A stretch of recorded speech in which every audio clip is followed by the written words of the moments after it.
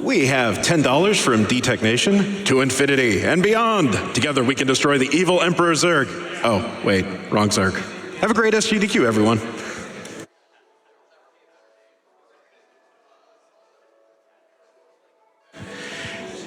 And we are ready for this run of Next Machina with ProtoPip. Take it away.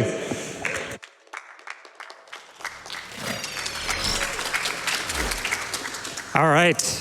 Hello, everybody tuning in and everyone who came in here. I'm ProtoPip. Most people just call me Pip. This is going to be an any percent speed run of Next Machina on rookie difficulty. This is really the only category that people run, and then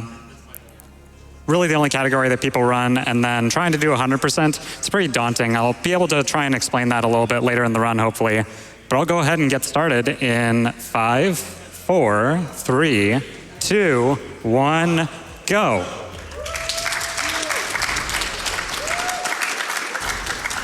So, this is Next Machina. This is a twin-stick shoot-'em-up game released in 2017 for PlayStation 4 and PC. It was developed by Housemarque Games, who are primarily known for their arcade revival-style games. So their past examples would include Stardust and Super Stardust, which was a modern take on Asteroids, Resogun, which was a modern remake of Defender, and then this one, Next Machina, this one was mainly inspired by Robotron 2084, and to some degree a little bit of Smash TV. So if you've ever played those twin-stick shooter arcade games from back in the day, you'll definitely be familiar with the kind of gameplay in this one. Basic gameplay is going to be pretty simple. We've got 5 worlds to complete in rookie mode. Each world's going to have 15 levels, which you could think of as like a room or a board that we need to clear out, and then a boss fight at the end. So in order to clear out a level and move to the next one, which we'll be doing right now actually, we have to clear out all the enemy waves on the particular level. We've also got these humans walking around, surrounded by a green glow. Could pick those guys up for extra points, but since this is an any percent speed run, we're not going to bother saving most of them, with one particular exception, which I'll try to point out when we get there. So take down the enemies, we got our default gun, which normally fires in a straight line, but we picked up the weapon spread, so now it fires 3-way. There are other upgrades to our weapon and other upgrades that we get, so I'll try and bring those up once I have all of them here. We also have a dash, which I actually had to use to get around those lasers. In addition to getting around things that you can't normally get around, you can use the dash to kind of move around the level a little bit faster and make your way to the enemies a little bit faster as well. So a mobility thing as a survivability thing. Has a slight cooldown when you use it. We also have sub-weapons in this game. So I am using the Power Shot, which I had picked up earlier. It's one of the 6 sub-weapons in this game. It's really going to be the best one for us to use when clearing out the regular levels. A couple reasons for this is that the Power Shot can instantly clear out any enemies in its path. So this is going to be really important for the larger enemies that we have to take out, like these guys. They take a lot of shots with the regular gun, so using the sub-weapon on that's going to be really effective for taking them down quickly. The other thing with the Power Shot is that if you'll notice that it has this little bubble around me when I charge it up, and then when I let go and actually fire the shot, it explodes that little bubble around me. So a little bit before, I had used it to kill an enemy off screen, and then used the bubble to actually take down one of the other enemies. That's the other thing. The Power Shot can actually take down enemies from off screen. So any off screen enemies are marked by his little red arrows. So you're going to see a lot of off screen kills with the Power Shot here. We're also almost fully upgraded now. Just need to get one more, it looks like. But the other upgrades, I had already mentioned the weapon spread, which fires in a spread pattern. There's also the weapon range, so this allows us to just fire a little bit farther. So normally it'd take up about half the screen, so now it's taking up the full screen. We just picked up the shield, the last upgrade. Allows us to take an extra hit. Without that, it's one hit from anything, bullet, running into an enemy, laser, anything like that, and then we die instantly. And then when we die, we actually have to start the level from the very beginning and take down all the enemy waves all over again. So it can definitely lose you a lot of time. We've got the dash explosion as well. So now in addition to our regular dash, it'll cause a little explosion at the end. Just like with the Power Shot, that's going to instantly clear out any enemies when I dash on top of them. So you'll see me get a couple kills just like that one right there. And then there's the triple dash. So this allows us to carry up to 3 charges of the dash before it goes on cooldown. And just like that, we're on the final level before the boss here. I'm going to be swapping out my sub-weapon for the sword. Sword's generally considered to be the worst sub-weapon in this game. There always seems to be like that one sort of upgrade or weapon within a shoot-'em-up game that actively hinders your gameplay. I'm looking at you, Laser from NES Contra. So it's only close range as opposed to the long-range capabilities of the sub-weapon, or the other sub-weapons rather. But you'll quickly see why it's the best one for this boss, which is Beamtron. Not too much special about him. Just gonna stand in the middle of the stage, try and rotate around, fire a laser at us, occasionally spit out some bullets.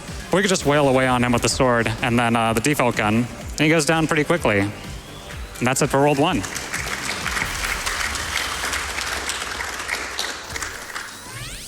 So believe it or not, I actually find World 1 to be the hardest one to speedrun, mainly because it's the most RNG heavy out of all of them. Once you get past World 1, there's not a ton of RNG that you have to deal with, but the most common one and the one that's coming up is sub-weapon crates. So in the next level coming up here, I need to swap out my sword for the power shot here. So it's going to be a sub-weapon crate on the right. As soon as I shoot it, it's going to go through a rotation of the different sub-weapons. And it looks like we got a pretty decent rotation here. So didn't have to wait long for the power shot, got that back. But yeah, it goes through a rotation of the 6 different sub-weapons, and so sometimes you kind of have to stall out a little bit and wait for the one that you need, because having those right sub-weapons for the levels is pretty crucial.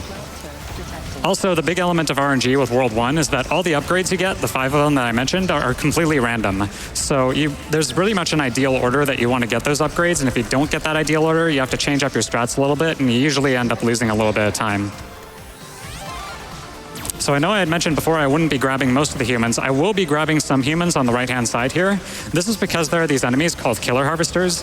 They go after the humans and try to kill them first before they go after us. So I'm going to manipulate that. There's a killer harvester coming up from the right-hand side, which I managed to snipe luckily. So that killer harvester is going for the human towards the top of the screen. So I just left the human at the top there, and then he just kind of went towards them. So manipulated the AI a little bit.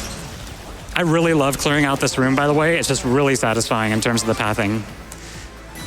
That column enemy in the middle and the one that kind of looks like a fidget spinner, those are splitters. So if I take those out with anything, if I take those out with the power shot or the dash explosion, they don't split into multiple enemies, but when I take them out with the regular gun, they do split and can be much harder to kill. So I'm gonna take this one out with a dash explosion over there, power shot over there, dash explosion over here, power shot, you get the idea. Let's take all those guys out. In addition, for all of the worlds, we've got these enemies called crawlers. There's going to be a different variety for each world, and I'll try and point out the differences between each one. But these ones are just pretty standard. They're just your mob enemy that tries to run into you and like ram themselves into you in order to try and kill you. But they're going to have like different patterns in the different worlds, like I mentioned before. Not going to be a whole lot going on in the next couple levels, so if you have any donations, feel free to read them off. We definitely do. We have $50 from Game Popper. Unfortunately, I'm on my work commute, but I want to give the best of luck to ProtoPip for speedrunning one of my favorite twin-stick shooters. Thank you so much. We have $25 from Church. Hey, Pip. So glad to finally see Nex in a GDQ. Best of luck, and may your power shots and rockets strike true. Thank you so much, Church. Shout outs to Church, who also speedruns this game and held the world record actually before me. We also have $50 from AntDocs. Good luck, Pip. Don't bungle this. Thanks, Ant. Okay, so in addition to the regular enemies, we've got these little turrets firing bullets at us. These are kind of like one of the stage hazards that you'll kind of run into with each of the stages. Again, each one in the world kind of has their own. So we've got those turrets. We got those turrets that are firing bullets at us. We also had some mortars that were dropping shots on us as well that we kind of had to avoid. Most of those you don't actually have to clear out in order to move between the levels, unlike the other enemies. These mortars here are a weird exception because those are going to spawn a platform and then the next couple of enemy waves. But for the most part, they just kind of serve as stage hazards to block your way, and you don't actually have to take them out in order to move between the levels. That was actually a pretty tricky power shot right there, where I got a killer harvester from behind, 2 burrowers in the middle, and a killer harvester in the top left that I couldn't see. We're going to be swapping out our sub-weapon for the next boss. We're going to get the laser. We got a pretty bad rotation here, so I'm just going to have to like keep an eye on it. And there we go.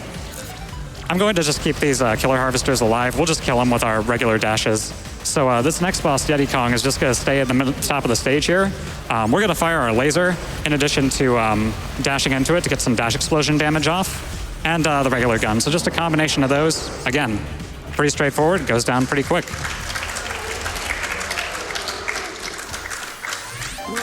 Complete. I could talk a little bit more about the laser in terms of what that does. It's a lot like the power shot in that it just fires straight on, but in this case, it's actually doing continuous damage as opposed to taking down enemies instantly.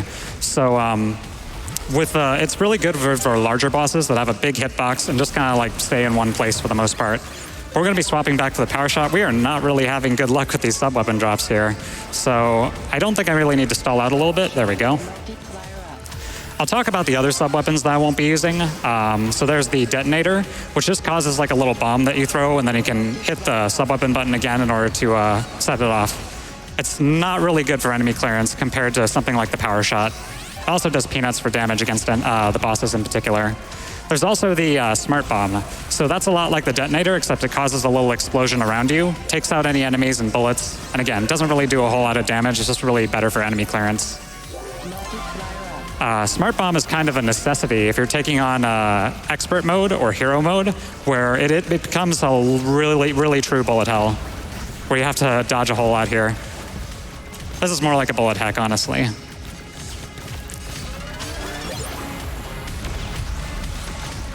Okay, so gotta take out this. This is sort of a random pattern of enemies. For the most part, you're gonna have some random enemy spawns that sort of spawn in different places each time. The end of this level is a good example, so you just kind of have to look out for those and take them out as fast as you can.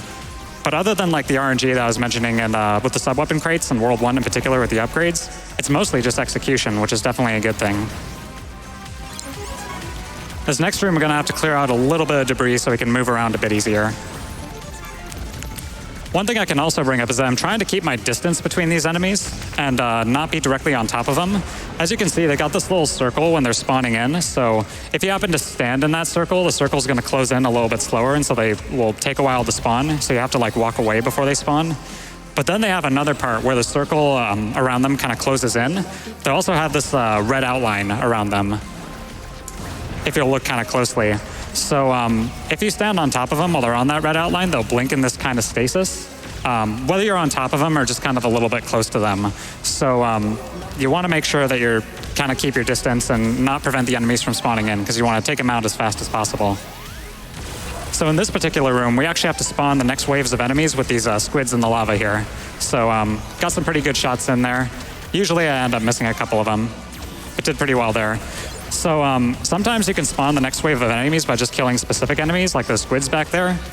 In some cases, the enemies are just on a set timer, so I just kind of have to wait here in order for the next enemy wave to spawn. And there we go. Next room is actually going to be a boulder chase. Hello, boulder. Goodbye, boulder.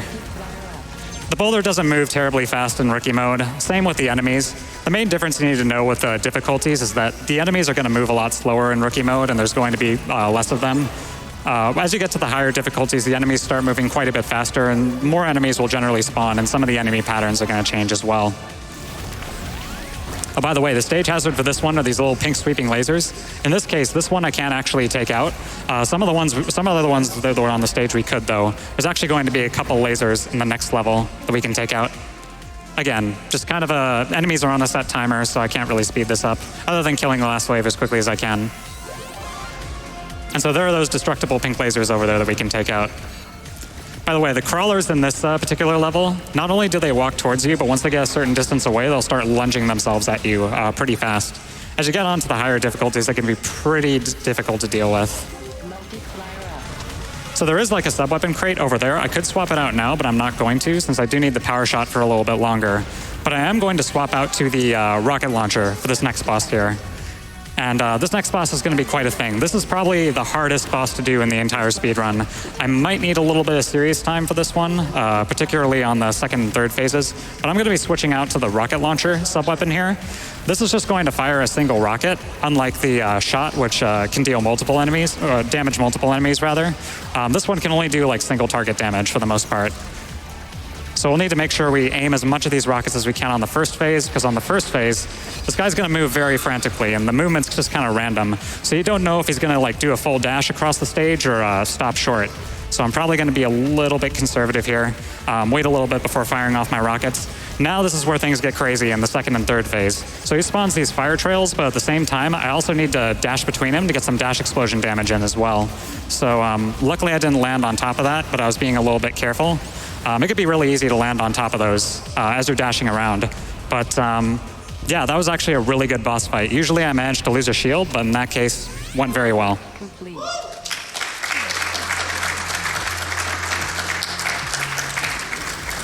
All right, moving on to World 4. This is probably my favorite world in the entire run here, both to do regularly and also to speedrun as well. I remember starting out early on, I was getting really good times on this level, and that kind of encouraged me to just keep improving with my run.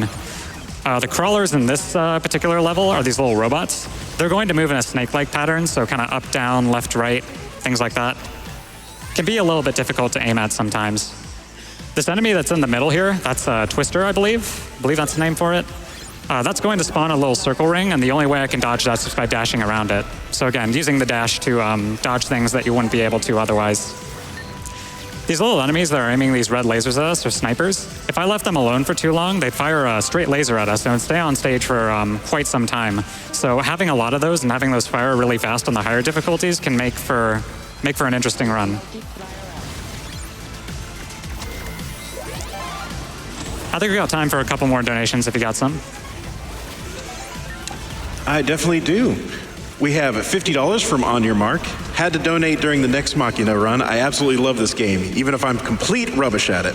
Please put my donation towards Runner's Choice. In my case, it's going to be the Command and Conquer cutscenes. So there's also these Guardians spawning as well. So there's going to be one dropping from a little crate coming up here. So that crate actually does have a hitbox on it. So if I were to stand in there for too long, it would actually cause me to take a little bit of damage. The crates can also eat up some of your shots sometimes. I know I've had an instance where I need to fire a rocket at one of those guys, and it sometimes just completely eats my rocket. So sometimes I have to delay a little bit in order to take that one out in particular. Do we have time for another donation? Absolutely.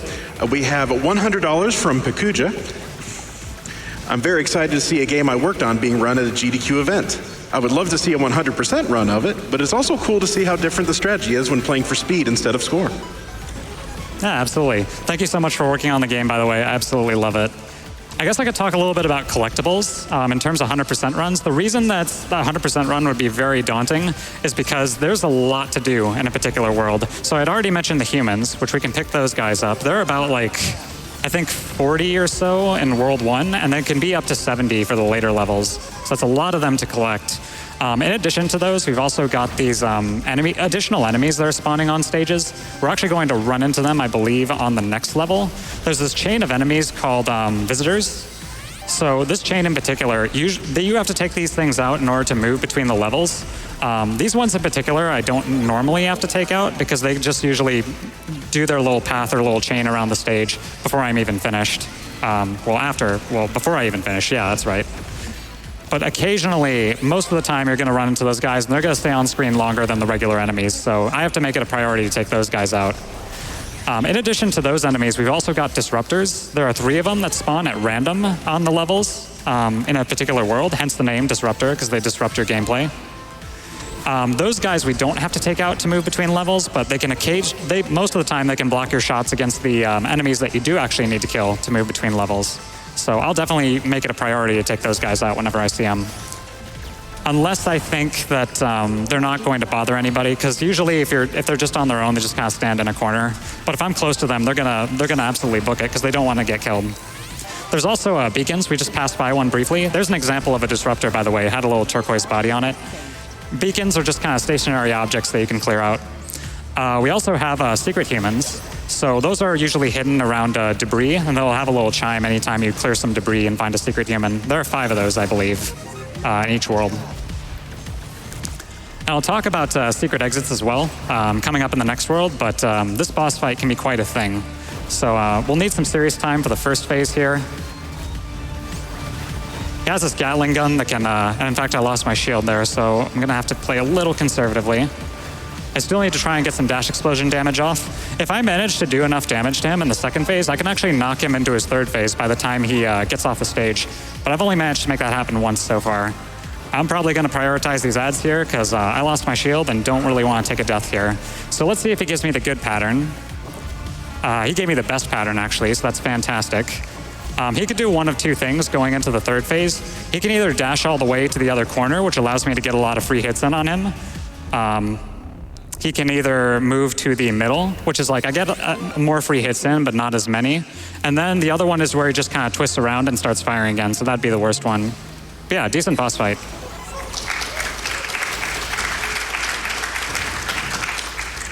All right, so we're moving on to the final world here. This is Future Labs. This is actually the final world in Rookie mode, but there would be an extra one in Experienced and the higher difficulties from here. The crawlers aren't too special here, just a bunch of robots that walk towards you. During the higher difficulties, they would actually be full-on sprinting towards you, so they'd be a lot faster.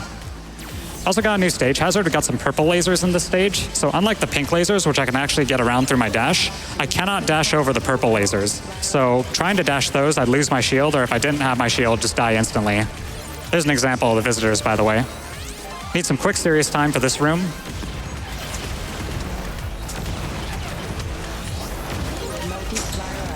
All right, very nice.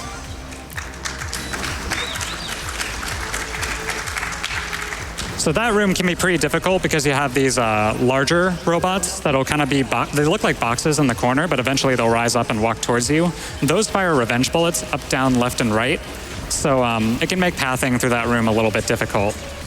Speaking of revenge bullets, if you're ever taking on expert mode or hero mode, every single enemy, including the tiny ones like the mob enemies, will spawn revenge bullets that will that are directly aimed towards you at the time you killed them. So you have to really move around the stage pretty frantically. Got a couple more examples of those purple lasers, by the way. These larger enemies that kind of wind up, if you leave them alone for too long, they will actually fire a purple laser towards you. So that can take up a lot of room on the stage. So I want to try and kill those guys as quickly as I can, especially on the higher difficulties. But for Rookie, again, the enemies are slower, so there's a lot more leniency there. I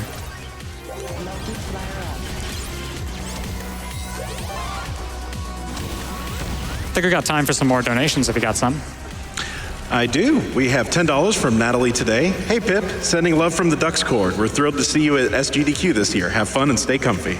Thanks, Nat. We also have $50 from Junamo.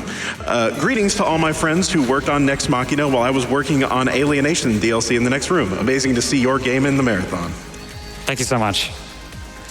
So we actually changed mimic types here. We got these eyeballs that move in an S-like pattern, sort of like the Medusa heads. I've also got these larger enemies that kind of walk around. Those actually go towards the humans as well. So in addition to the killer harvesters, we got those long leg dudes, and we also had the guardians as well from World 4. Let's do a couple power shots off screen here in order to clear these guys out. So fun fact about Next Machina. I had mentioned before that this was mainly inspired by Robotron 2084 and Smash TV. One of the lead programmers who worked on that was Eugene Jarvis. They actually managed to get Eugene Jarvis as a creative consultant for this game, which is really, really cool. He's worked on other major games like Defender as well, so he's kind of an arcade giant in a way, in terms of making all those classic arcade games. Fun fact, he was also the first person to have his work featured on a US postage stamp, so there's a huge postage stamp of a bunch of kids playing Defender on some kind of Atari console, so that's pretty neat. Oh, I'd forgotten to mention secret exits, but there's like a little arcade cabinet with a blue screen up there. I do not want to aim my default gun towards there or like a single power shot. If I do manage to hit it, it'll take me to a bonus level, which we can do for extra points, but we're obviously not going for points. Doing that bonus level, we have to clear it in order to move on to the regular levels. So that can easily lose you like, I'd say at minimum 20, 30 seconds just trying to clear that out. I know I've managed to have runs where I accidentally tapped it. And we are going to be moving on to the final boss here. Just have one more room here where I have to snipe a power shot around the corner. And there we go. So, final boss here. Just like Yeti Kong, this guy is just going to be just a single static hitbox here. And he's going to have a barrier that comes up, so I need to attack him immediately when that barrier comes down. And he'll put up a barrier every time he goes between the phases. So I'm going to use laser here, since it's going to be a nice big target to get some continuous damage on. And just like with Yeti Kong, except we have to deal with barriers this time, we've got the laser, so I'm holding that down, and so it can fire immediately once it's off cooldown. And then we're just getting some dash explosions off as well. So in between the phases, we've got a little laser dodging kind of thing that we have to do. The important thing with the dash explosions is that you do have to kind of space them out a little bit. So you'll see that there are 3 colors, if you'll notice closely. There's yellow, green, and purple. So that indicates that all 3 explosions have gone off. So it looks like I'm missing a couple there, but that's all right. This next one's a bit of a puzzle. You have to dodge around the safe laser. So in this case, dodging around the pink one on the right. And time is going to be coming up when the boss explodes, by the way. So he is going to be firing a pink laser very shortly. I'm going to bait that down here, and then we'll have plenty of space to take this boss down. And that is time.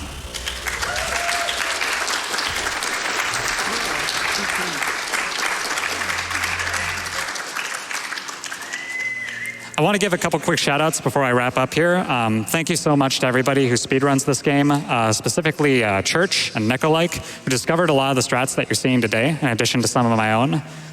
Shout outs to Housemark for making such an awesome game. I've dumped a lot of hours into it. It's $8 right now out for the Steam Summer Sale, so if you're looking to pick it up, I'd highly recommend it. And lastly, thank you to everybody who makes this event possible. All the attendees here, anybody watching the stream, runners, staff, volunteers, and anybody else that I'm forgetting, thank you all so much for making this possible and doing this for such a great cause. And it was such a pleasure to be here. Thank you so much for having me.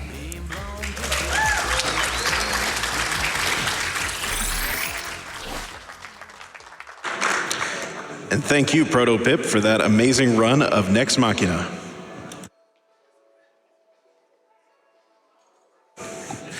All right, so we have the StarCraft Remastered challenge coming up, and we had some, I asked y'all earlier for some great jokes about StarCraft, and y'all really delivered. We have $10 from Jay Ness, Don't Rainer My Parade, Let's Show Doctors Without Borders We Care Again, Let's Get This Donation Goal Soaring Ire and Ire, Don't Be a Lurker, Don't Incur Our Wraith. It's natural to expand your wallet and donate some minerals. Very good, I approve. Thank you for that. We have $50 from GS Umbreon. What's the StarCraft Pro's favorite food? Macaroni and cheese.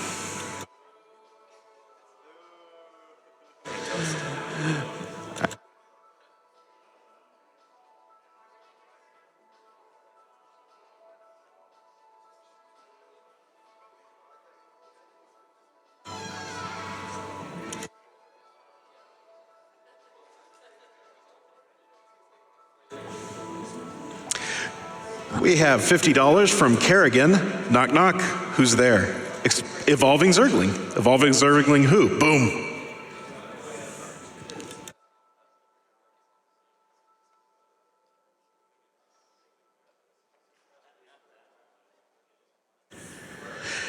We have $10 from Cash Register. I remember getting StarCraft when I was 9 or 10 and thinking it was the coolest game ever. I was never any good at it, even after spending a summer reading the strategy guide. Good luck to all the runners and good job with all the donations.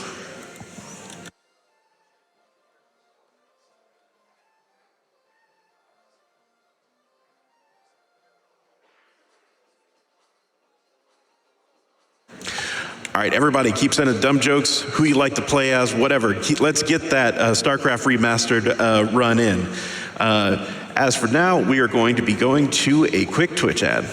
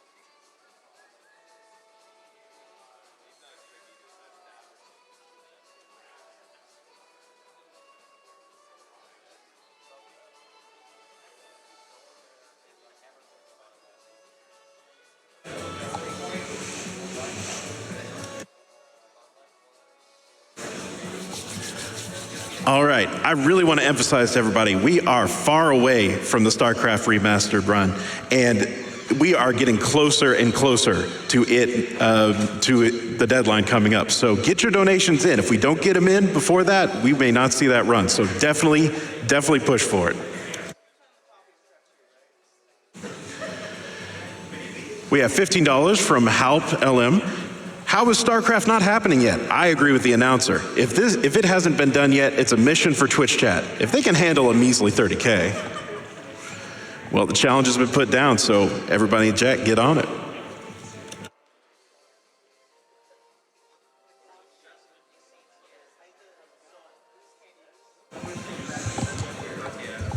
And just to clarify, we are at $28,486.04 for StarCraft Remastered, and we need 60,000 to get that in. So get your donations in before it's too late.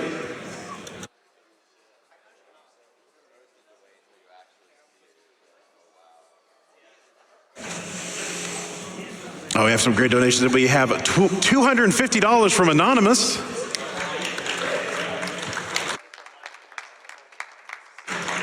And it simply says, donation overwhelming.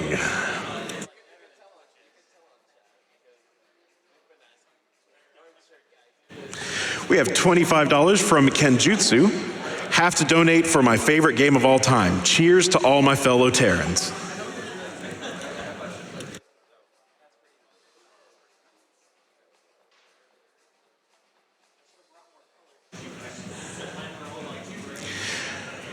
We have $15 from Fancy Dugong.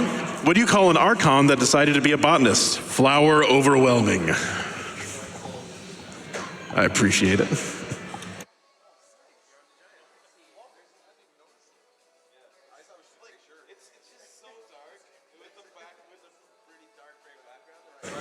We have $5 from Lily E. Let's pile on the donations. I'm sure we can rush this donation instead of down.